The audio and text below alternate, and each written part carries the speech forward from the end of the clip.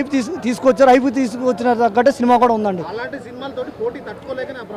లేదు అట్లా ఏం లేదు.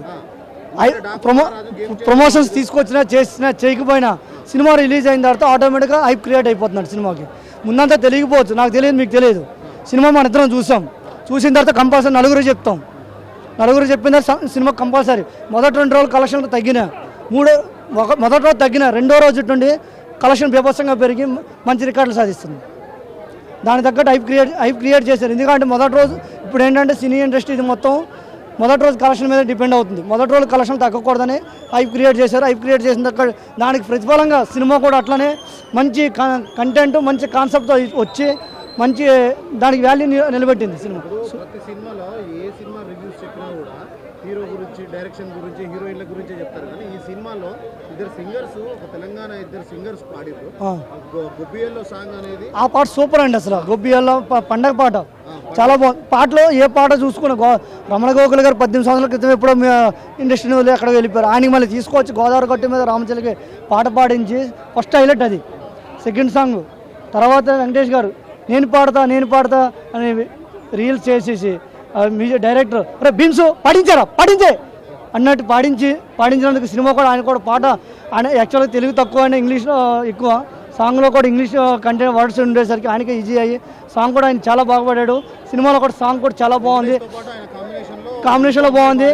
ఆయన ఏజ్లో కూడా మాస్ స్టెప్స్, యాక్చువల్గా వెంకటేష్ గారు డ్యాన్స్ అంటే ఏరని అందరూ అంటారు కానీ మాస్ స్టెప్స్ ఆ ఏజ్లో కూడా ఆయన వేసి జనాలను ఆదరించి చాలా ఊపందించాడు. చాలా బాగుంది సినిమా. డ్యాన్స్ యాక్షన్ సూపర్ అండి. వెంకటేష్ గారు యాక్టింగ్తోనే ఆడుకుంటాడు. ఆయనతో పాటు ఈక్వల్గా ఇద్దరు హీరోయిన్లు కూడా ఈక్వల్గా యాక్టింగ్ చేసి వాళ్ళు కూడా బాగా చేశారు. హీరోయిన్స్ కానీ ప్రతి క్యారెక్టర్ ఆర్టిస్టు చిన్నోడి నుండి పెద్దోడి వరకు ప్రతి ఆర్టిస్ట్ కూడా చాలా బాగా చేశారు. ఎవరిని తక్కువ ఎక్కువ లేకుండా డైరెక్టర్ కూడా ఈక్వల్గా డైరెక్ట్ చేసి సినిమాని మంచి రెస్పాండ్ వచ్చేటట్టు యాక్ట్ చేసి తీసినందుకు డైరెక్టర్ కూడా హ్యాట్స్. స్టోరీ మంచి కంటెంట్ కాన్సెప్ట్ అండి. మనం చదువుకునేటప్పుడు మనం చదువులు చెప్పే గురువులు మర్చిపోతాం పెద్దవాళ్ళు అయిన తర్వాత, కానీ వాళ్ళు మర్చిపోకూడదు. వాళ్ళకి ఏదైనా ఆపదొస్తే మనం ఆదుకోవాలని చూపించాడు.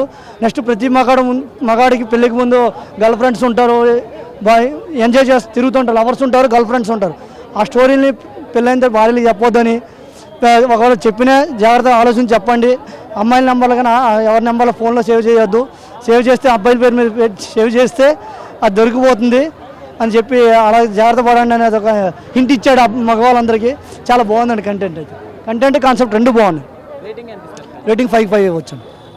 కామెడీ వచ్చిన ప్రజెంటేషన్ స్క్రీన్ ప్రజెంటేషన్ ఇచ్చే విధానం అనేది హైలైట్. ఇలాంటి పండుగ సీజన్లో ఇలాంటి కామెడీ ఎంటర్టైనర్తో సినిమా వచ్చిందంటే ఎవరి సినిమానే బ్లాక్ బస్టర్ అయిపోతుంది భయ్య. అలాంటి అనిల్ రావుపూడి వెంకటేష్ కాంబోలో సినిమా పడితే ఏమన్నా ఉంటుంది భయ్య.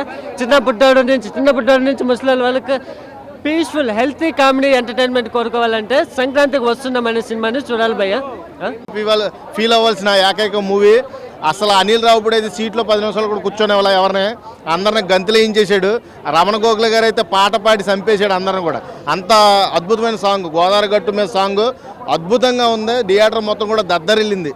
ఇక మన వెంకీ మామ పాడిన సాంగ్ అయితే బేసికల్లీ టెక్నికల్లీ అనేసరికి అందరూ కూడా లేచిపోయి గంతులేస్తా మొదలెట్టారు. ఓవరాల్గా సినిమా చాలా హెల్దీ సినిమా, చాలా మంచి కాన్సెప్ట్తో వచ్చిన సినిమా. ఈ సంక్రాంతికి సరైన మొగుడు ఎవరైనా ఉన్నారంటే వెంకీ మామనే, దాంట్లో ఎటువంటి తిరుగులేదు. కామెడీ ఎంటర్టైనర్, ఈ సంవత్సరం బ్లాక్ బస్టర్. హీరోయిన్ కెమిస్ట్రీ అయితే మీనాక్షి చౌదరి గురించి కొంచెం డిసప్పాయింటెడ్ అయ్యారు చాలామంది కూడా. మెయిన్ హీరోయిన్ అయితే బాగుండని డిసప్పాయింట్ అయ్యారు. నాకు తెలిసి ఐశ్వర్య రాజేష్ అయితే నాకు సౌందర్యాన్ని, పాతకాలం సౌందర్యాన్ని గుర్తు చేసింది. ఎందుకంటే ఓవరాల్గా సౌందర్య అప్పట్లో ఇంట్లో వెళ్ళాలి, వంటింట్లో ప్రియురాలని సినిమాతో అందరూ కూడా ఓన్ చేసుకుంది ఆడియన్స్ని.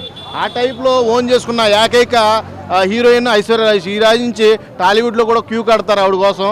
ఖచ్చితంగా టాలీవుడ్ కూడా ఒక టైంలో సౌందర్య ఎలా ఊపిందో మళ్ళీ ఐశ్వర్య రాజేష్ కూడా అలాగా మంచి క్రియేటివిటీ క్రియేట్ చేస్తుంది. మంచి హీరోయిన్, గుడ్ మూవీ. ఓవరాల్గా అందరూ ఫ్యామిలీతో వచ్చి సరదాగా నవ్వుకుంటూ హ్యాపీగా ఇంటికి వెళ్ళే ఏకైక సంక్రాంతి మూవీ. సంక్రాంతికి వస్తున్నాం.